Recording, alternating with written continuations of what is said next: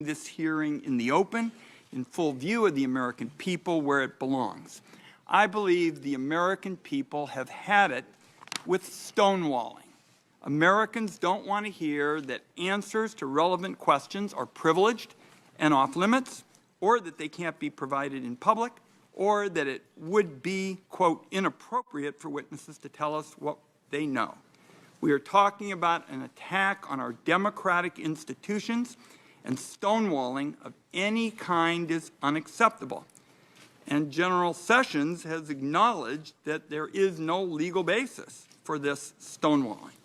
So now to questions. Last Thursday, I asked former Director Comey about the FBI's interactions with you, General Sessions, prior to your stepping aside from the Russian investigation. Mr. Comey said that your continued engagement with the Russian investigation was, quote, problematic, and he, Mr. Comey, could not discuss it in public.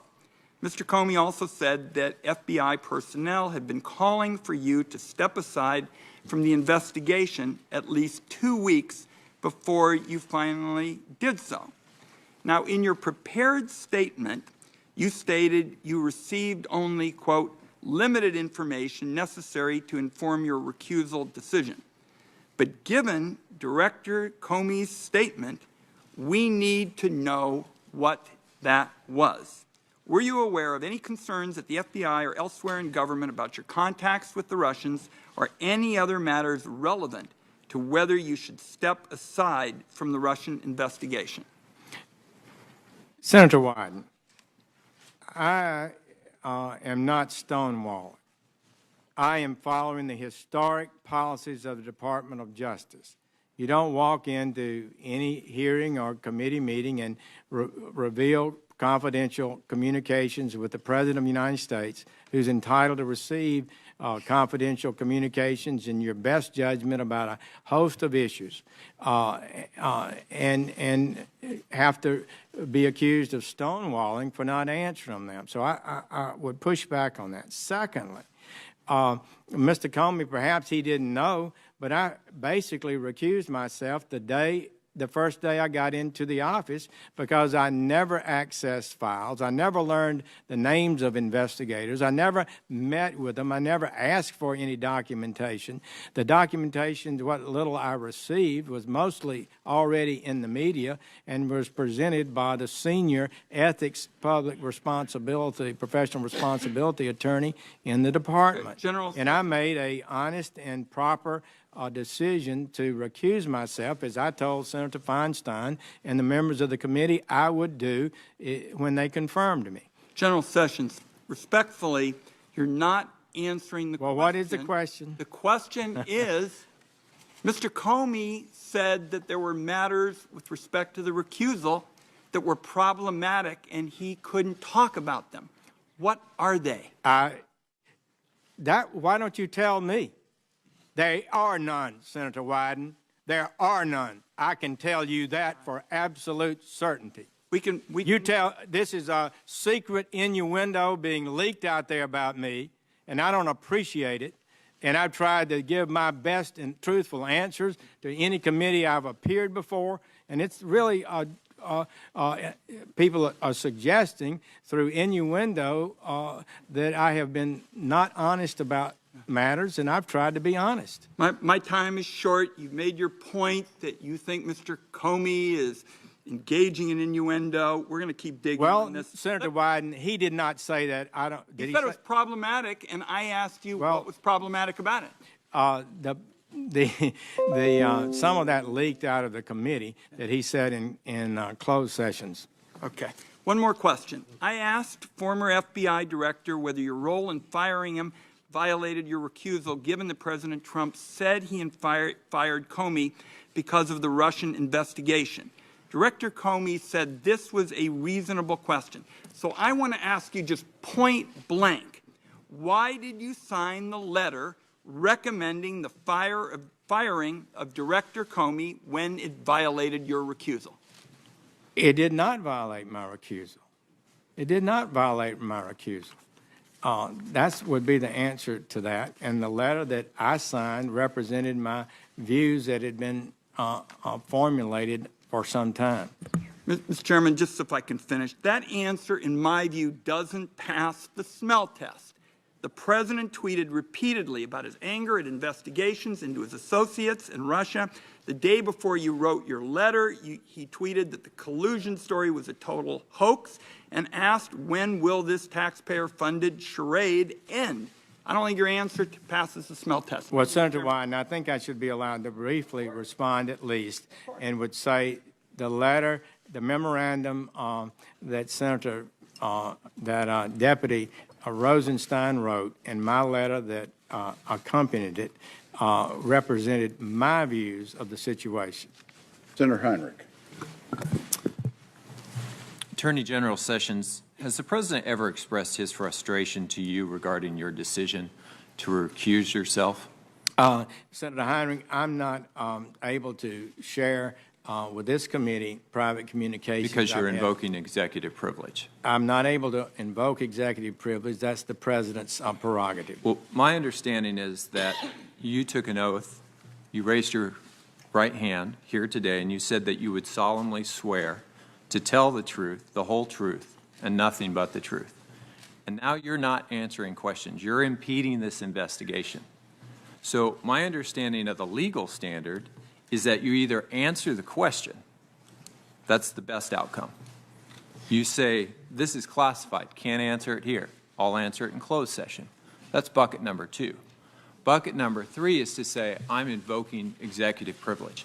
There is no appropriateness bucket. It is not a legal standard. Can you tell me what are these long-standing DOJ rules that protect conversations made in the executive without invoking executive privilege? Senator, I'm protecting the President's constitutional right by not giving it away before he has a chance to You're having review it it. both And ways. secondly, I am telling the truth in answering your question in saying it's a long-standing policy of the Department of Justice. Are those not policies to comment, written? even and to make sure the President has full opportunity to decide these issues. Can you share those policies with us? Are Well, they written down at the Department of Justice? I believe they are. This is Certainly, the appropriateness legal standard for it's not the- answering congressional inquiries. It's my judgment that it would be inappropriate for me to answer and reveal private conversations with the President when he has not had a full opportunity to review the questions and to make a decision on whether or not to approve such an answer. One, there are also other privileges that could be invoked.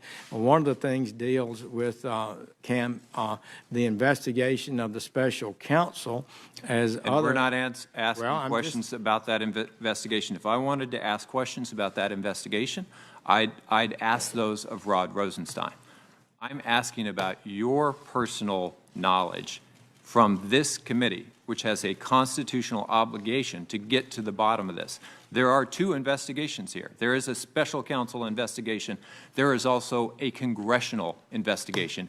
And you are obstructing that congressional investigation by not answering these questions. And I think your silence, like the silence of Director Coates, like the silence of Admiral Rogers, speaks volumes. I would say that I have consulted with senior career attorneys in the department. I suspect and they you believe have. this is consistent with my duties. Senator Risch asked you a question about appropriateness. If you had known that there had been anything untoward with regard to Russia and the campaign, would you have headed for the exits? Your response was maybe. Why wasn't it a simple yes? Well, if there was a improper, illegal relationship in an effort to impede or influence this campaign, I absolutely would have departed. I think that's a good answer. I'm not sure why it wasn't the answer in the first place. I find it strange that neither you nor Deputy Attorney General Rod Rosenstein brought up performance issues with Director Comey. And in fact, Deputy FBI Director McCabe has directly refuted any assertion that there were performance issues. This is troubling because it appears that the President decided to fire Director Comey because he was pursuing the Russia investigation and had asked you to come up with an excuse. When your assessment of Director Comey didn't hold up to public scrutiny, the President finally admitted that he had fired Director Comey because he was pursuing the Russia investigation, i.e. the Lester Holt interview. You've claimed that you did not break recusal when participating in Director Comey's firing, but it appears that his firing was directly related to Russia, not departmental mismanagement. How do you square those two things? Well, you had a lot in that question. Let me say first, within a week or so, I believe May 3rd, Director Comey testified that he believed the handling of the Clinton declination was proper and appropriate, and he would do it again. I know that was a great concern to both of us because it did not, that represented something that I think most professionals in the Department of Justice would totally agree, that the FBI investigative agency does not decide whether to prosecute or decline criminal cases. Pretty breathtaking usurpation of the responsibility of the Attorney General. So that's how we felt. That was sort of additional concern that we had heading the FBI, someone who boldly asserted the right to continue to